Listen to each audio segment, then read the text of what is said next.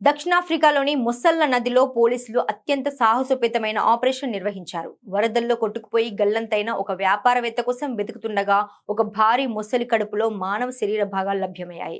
April 28న దక్షిణాఫ్రికాలోని కుమతి నది వద్ద 59 ఏళ్ల వ్యాపారవేత్త గ్యాబ్రియల్ బటిస్టా తన కారుతో సహా వరద నీటిలో కొట్టుకుపోయారు. గాలింపు చర్యల్లో భాగంగా పోలీసులు డ్రోన్ల సహాయంతో ఒక భారీ మొసలిని గుర్తించారు.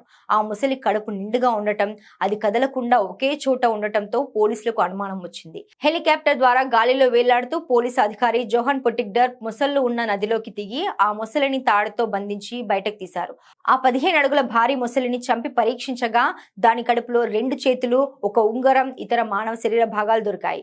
అంతేకాకుండా ఆ మొసలి కడుపులో 6 వేరు రకాల షూలు కూడా లభ్యమయ్యాయి.